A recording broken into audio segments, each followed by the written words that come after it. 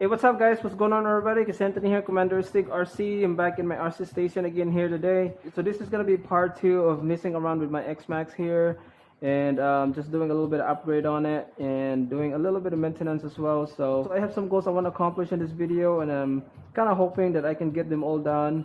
So I don't have to do another video and messing around with this truck. So I really want to get this done in this video today. So firstly, I have this mod 1.5 gears here that I want to install into the truck. So that's one thing. And secondly, I have this aluminum shocks assembly that I got from Atomik RC. I'm gonna be upgrading my shocks into this. I was actually kind of debating if I should just wait till my shocks breaks and then upgrade to this. And then I realized I don't think I want to wait, because that will be a messy situation with shock fluid spilling everywhere. So I don't think I want to wait. So I think it might be best to just go ahead and upgrade to this aluminum parts right here. So this is one of the things I'm going to be doing today. The other thing I wanted to do today is that I have this extra body here that's just been laying around for quite some time. This is a Toyota Tundra unbreakable body that I got a couple months back. I actually picked this up and wanted to fit this on my Crayon. I actually end up getting an EXB body for my Crayon it is. So I have decided to might as well use this to what this is exactly made for, obviously for the X-Maxx. So this is going to be my bushing body, obviously, since this is an unbreakable body, so I can preserve this rock and roll X-Maxx body here. I don't really want to tear this thing up. So obviously I'm going to be doing a little bit of work on this and do some cutting and make holes here in the back to fit the clamps and stuff like that. So again, this is going to be one of the things I need to do today. Again, all these things are really easy to do. It's just a very time consuming process, that's all. So the other thing I wanted to do today, guys, is that I'm going to be installing a receiver into the truck so I can link it into this RC6GS version 2 radio, which I have been using for for a couple months now, I would say.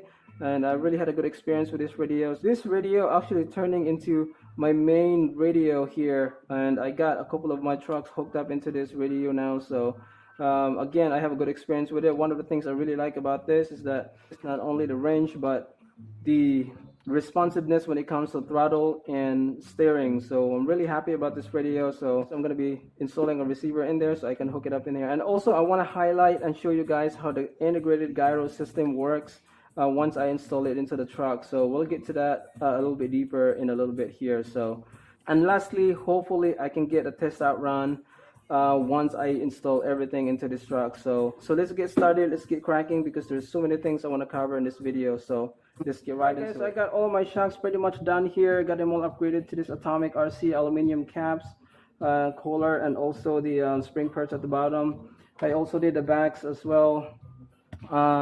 So it's looking pretty good right now, man. These are really nice upgrade, guys. So I highly recommend this if you're looking to upgrade your shocks, caps and everything. So I also liking this blue color. Really matches the blue color scheme that I have going on in the truck. Right, so in my last video, I showed you guys a closer look of this extra beefy mod 1.5 Deburr cut gears from WFO, as you can see right there. I mean, these gears are just massive, guys. I'm an instant huge fan of this Deburr cut gears that they have going on here. I'm really liking this gear so far. As you can see, I actually got it a little bit started here. I already mounted my spur into the shaft, and all I have to do now is just really drop this into the truck and set my mesh and set my pinion. But speaking of WFO, Brian from WFO Racing watched my last video, contacted me and sent me one of his motor mount right here. So I just want to give a big shout out to Brian from WFO Racing for sending this motor mount for me to try out today. I really appreciate that, brother. It's a very nice design motor mount. It's one piece, very well constructed, as you can see. Also comes with all the hardwares that you need right there. See that spacers right there. So again, really nice motor mount. Comparing this to my old motor mount right there, I think we can all agree which one is better. So again, I want to give a big shout out to Brian for sending this up for me to try out today. I really appreciate this, brother. All right, so let me continue cracking here. Mount my motor into this motor mount, drop this into the truck, set my mesh, and show you guys what it looks like when everything's done. All right, guys, as you can see, I got my motor and my mod 1.5 gears all fitted into the truck, all installed. As you can see, I'm really liking this blue motor mount that I have here. That thing looks awesome. It looks solid right there. The mesh is always time consuming to set up to get it right, but mine could be a little bit tighter in my opinion. As you can see, it could be all right. But we'll see how it goes after I break these gears in. If it loosen up even more than the way it is right now, then I might have to readjust and retighten it, which is not really a big deal. So I highly recommend you guys take your time setting up your mesh, because you don't want this to be too tight or too loose. So you just want it to be just right and feels right, so that way you don't mess up your gears and everything. But everything's looking good right now, man, as you can see. Usually the way I set up my mesh, if I can move the spur a little bit without moving the pinion, like the way I'm doing right now, that's usually the indication that it's a good mesh for me. That's how I usually do it.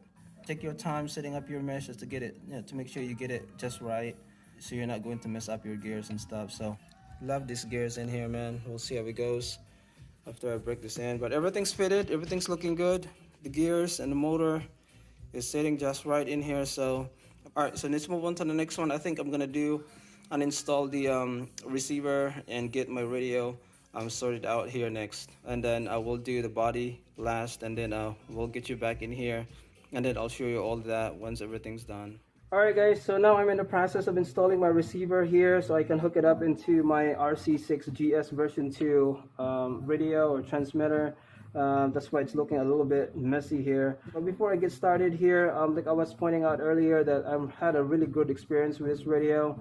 I've been using it for a couple of months now, and it's just turning into my main radio as of late, and a couple of my trucks already hooked up to this. It's just a really great radio in my opinion. Not only very affordable in terms of the price, but there's just so much to love about this radio. It's got a massive 600 meters in range, very responsive when it comes to throttle and steering. It's just that I never had any issue with this radio. Just nothing but great experience with this radio so far. So I'm really liking this radio.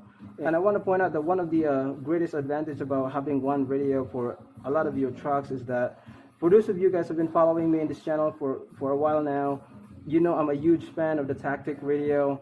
And I have been using Tactic radios for all my trucks, and some instances where I bring 2 or 3 cars on my bash day, and when I get to the bashing spot, I realize that I grabbed the wrong Tactic radio. So it's very frustrating when that happens, and having one radio, it really eliminates that issue. It eliminates the possibility of grabbing the wrong radio, the wrong transmitter. So that's one of the things I really like about having one radio for a lot of my cars. It's got a really nice steering wheel. It's got a bunch of channels. If you are a person that likes to customize your trucks or put lights in your trucks, so it's got a bunch of channels on this radio. To me, I'm pretty basic. There's probably like 90% of features in this radio that I don't even use. But again, at the same time, it's good to have more feature than less feature radio. So again, really liking this radio. I had nothing but good experience with it. So let me go to the process of how to link this receiver to the radio here. So it's pretty easy process, to be honest with you. First, for those of you guys who don't know, this is a 10 model memory radio, meaning you can actually hook up 10 cars into this radio, which is pretty awesome.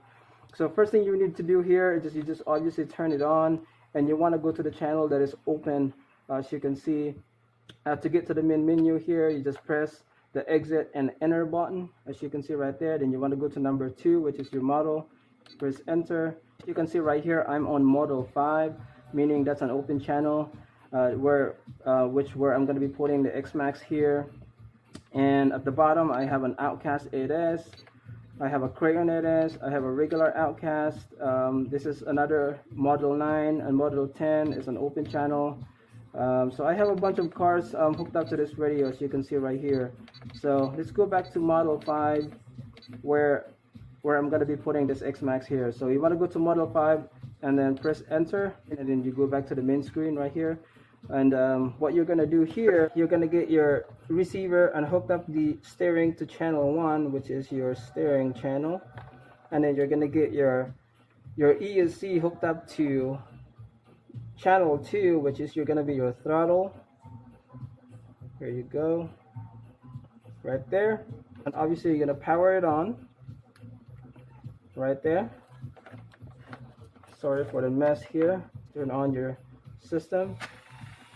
So if you look at your transmitter here, as you can see, you have the full bar right there, that meaning that you have full connection to the receiver. And then from here, it's basically ready to go. See? Also, I want to point out something that I've noticed that ever since I hooked up all my cars to this radio, I have been getting really good steering. I don't know what it is.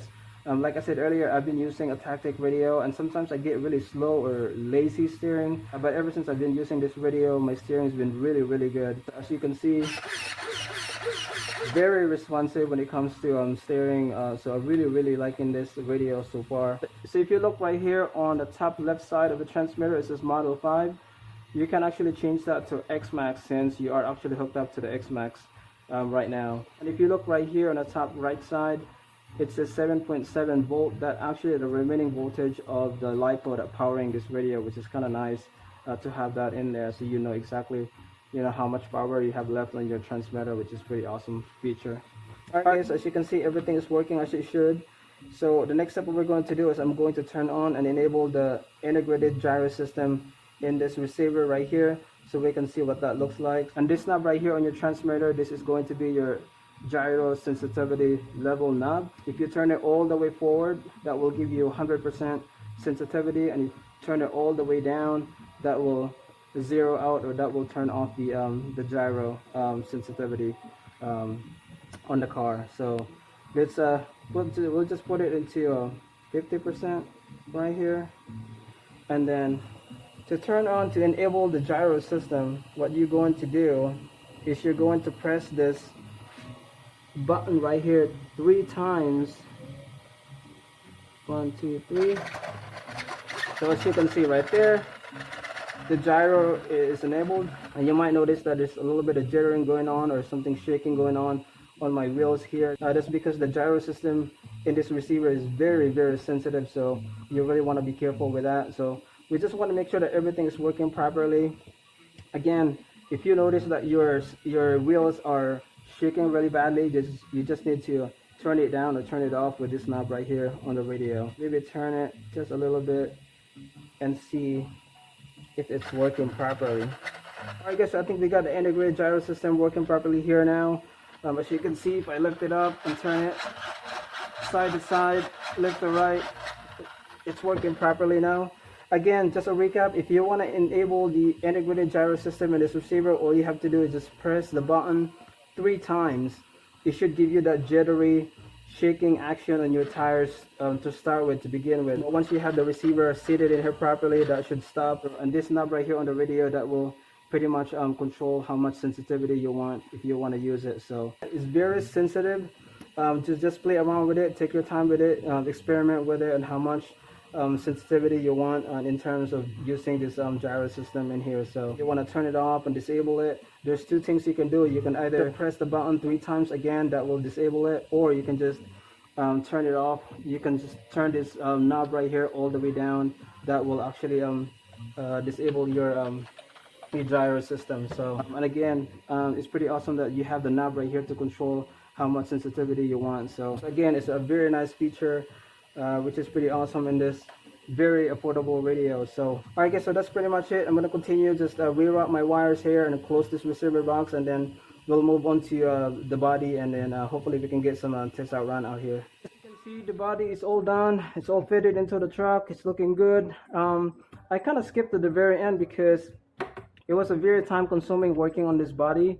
So, just for the sake of keeping this video a little bit on the shorter side, so I went ahead and tackled this body and did all the work and cutting and making holes and everything. So as you can see, everything is working just right.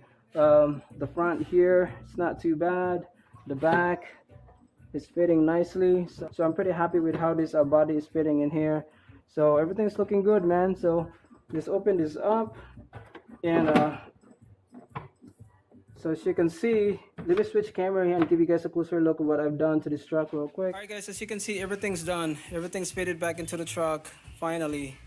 It was a very time consuming process, but everything's looking good right now. Let me give you guys a closer look and give you guys a quick recap on all the upgrades that I have into this truck. Start with the Atomik RC aluminum shock caps, color, and also a string perch at the bottom right there. I also upgraded to this Traxxas blue upper HD arms on all corners. As you can see, you can't really see my mod 1.5 gears right now because I have this custom printed gear cover installed already. As you can see, Commanderastig RC, but I have shown these gears already, so not a big deal there. So as you can see, it's all covered. I also upgraded my transmission gear cover right there. Looks pretty nice. I also got my nice motor mount right there. Shout out to Brian from WFO Racing for sending that out to me. And back here I got my Velcro strap system here to really anchor and protect your battery from popping out in both corners. As you can see, got the Max 5 and the 800 kV combo right there.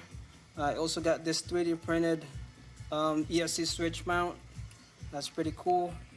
And also upgraded my servo horn right there. I don't know if you can see that. I also want to point out that I have the brace version 2 at the bottom to protect my center drive shaft from bending on hard impact. Shout out to Dennis Smallwood for sending that out to me to try out. So that's pretty cool. And back here, I just want to point out just a quick tip for you guys.